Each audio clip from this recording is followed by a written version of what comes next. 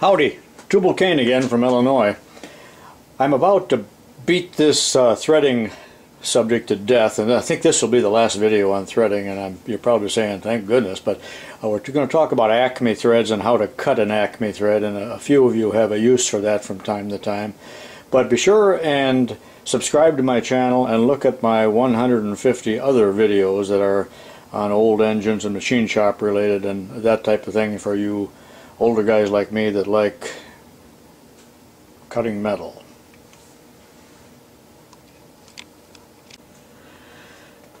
Now, in the way of review, for those of you that aren't quite sure what an Acme thread is, and I did talk about them in one of my other videos, but this is an Acme thread, and they are 29 degrees, and do not confuse them with the square thread. We're not talking about square threads. It's Acme, and an Acme thread isn't a thread that the Roadrunner liked necessarily, but it refers to the shape of the thread.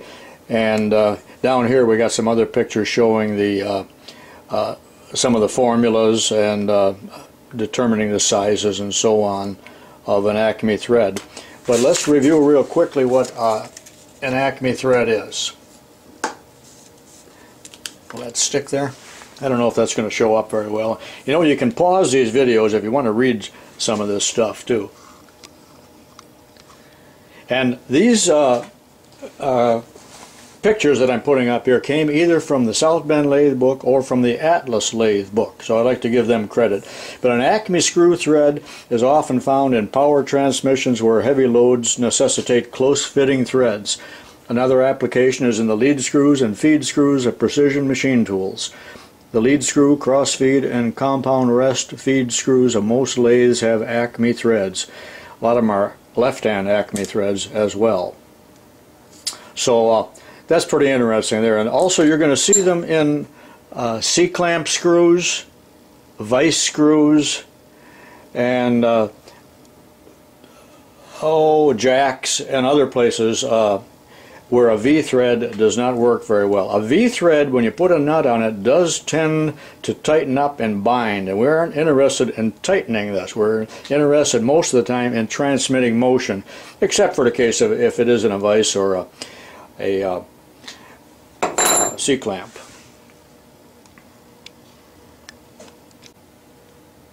There really isn't much difference between cutting a V-thread and an Acme thread on the lathe, other than we're going to have our tool ground at 29 degrees rather than 60 degrees, and our compound will be set at half of the 29 degrees, which is going to be then 14.5 degrees.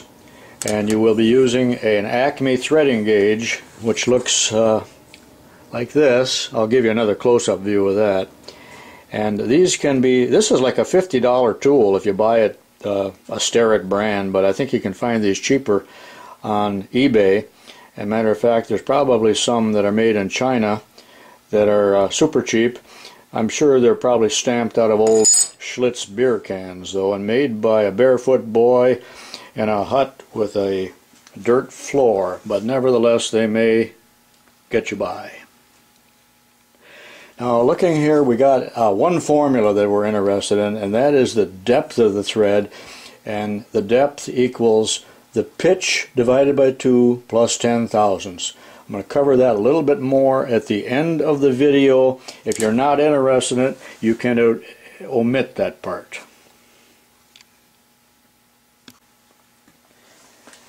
Your tool bit needs to be ground at 29 degrees.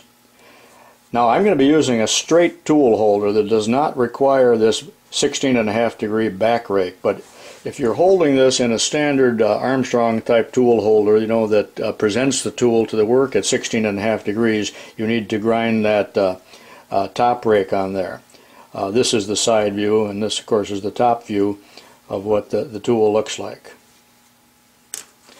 This may be the biggest part of the job for you, grinding a tool that is the right form, because this is a forming tool.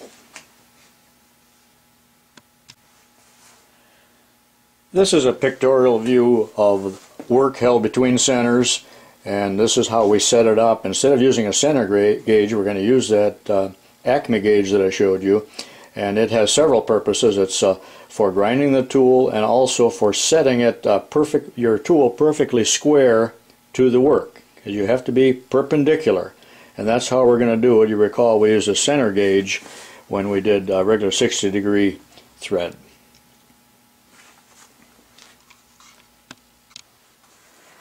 Here's a close-up view of the Starrett. That's a number 284, 29-degree tool gauge. All these little notches along there have a meaning, and this of course is the 29 degrees right in here, and that we will use for grinding. And let me flip that over now, see if I can get it centered. Okay, that's for grinding the tool. And then this angle over here I just showed you in one of the pictures, and it can be used to square the tool up with the work when you're over at the lathe, still at the bench right now.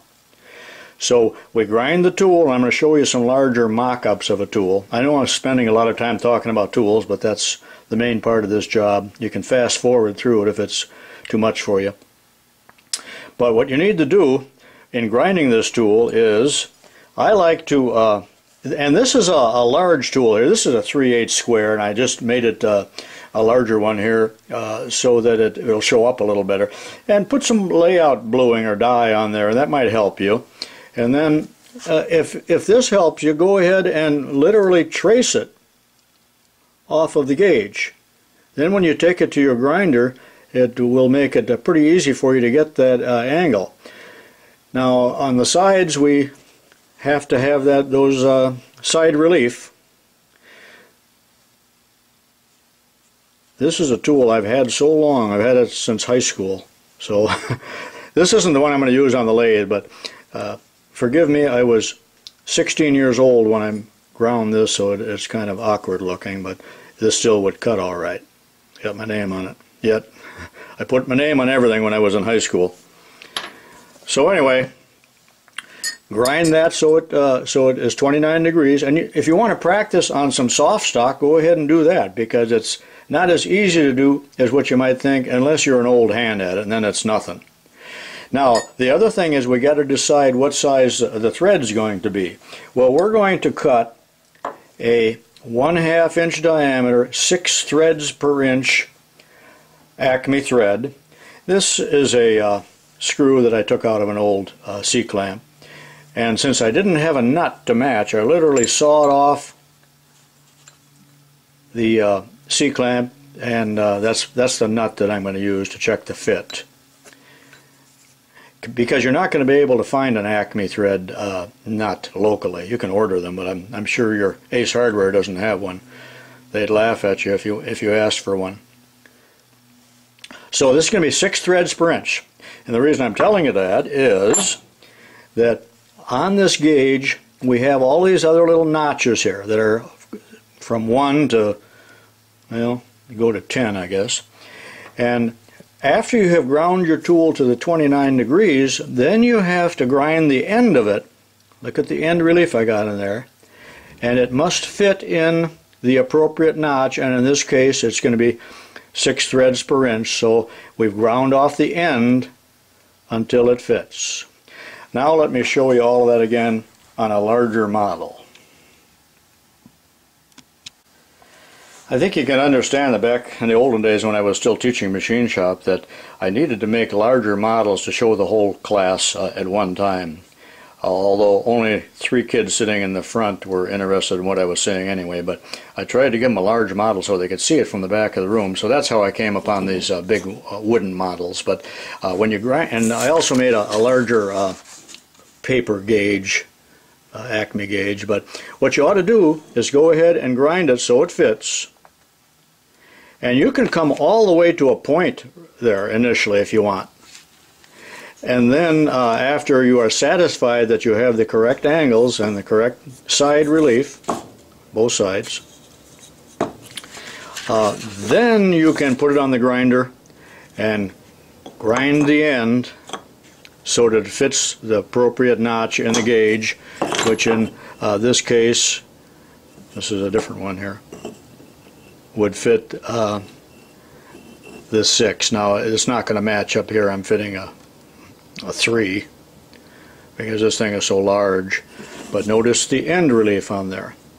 Again, I'm holding this in a straight tool holder when I get to the lathe. So I have done nothing with a back rake.